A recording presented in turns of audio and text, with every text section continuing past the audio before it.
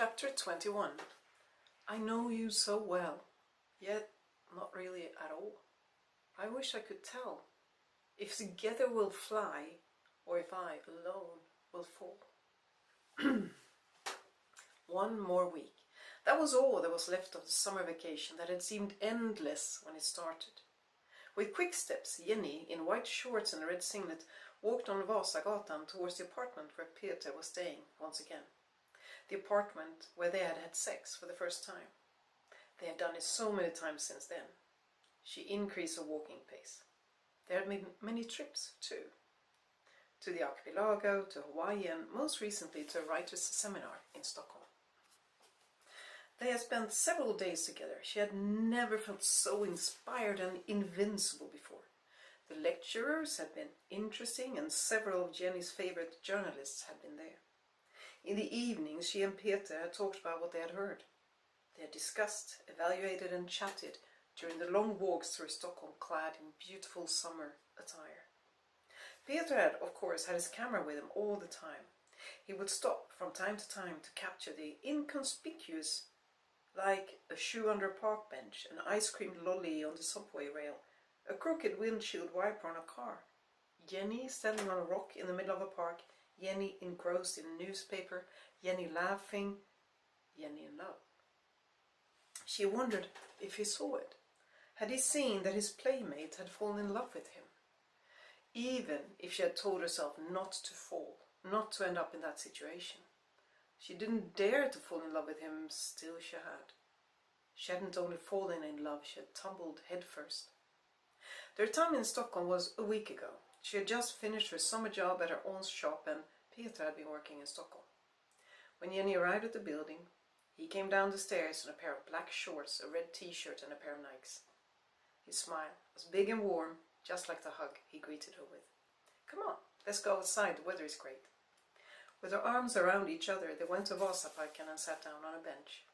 When they had hugged, kissed and caressed enough to let each other go again, Jenny got a worn-out leather wallet from her pocket.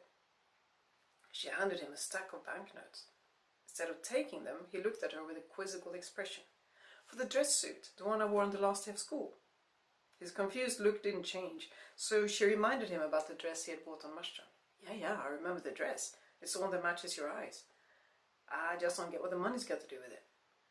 This is what it cost. I told you I'd pay you back. Now I can afford to. I just got my salary from..." He interrupted her with a kiss on the cheek. "You always remember every word you say."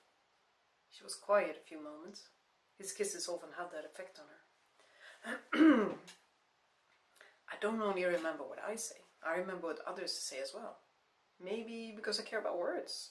You probably remember images."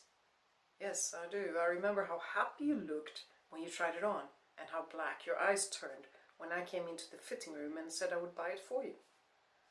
They smiled at each other while experiencing their shared memory. It felt so recent, yet so long ago. A cool summer breeze blew Jenny's hair over her face. Peter brushed it from her cheek and put his hand on her neck. "If you had a lot of money, what would you do?" She squinted and looked sideways. It was her thinking face, an expression he knew so well by now. "Travel, when I have the time." She saw the face he made and quickly added, "And buy a bigger motorcycle, of course. Then I would probably pay Grandma's rent. She doesn't have much money." And Jenny lit up. "And give money to research without animal experiments." "What?" "It's a foundation that gives money to researchers who find methods to do research without using animals. Did you know tests are still performed on animals even when there are other methods that work better? It's possible to use human cells in test tubes instead. That gives much safer results than torturing rabbits and monkeys and..." "Come on."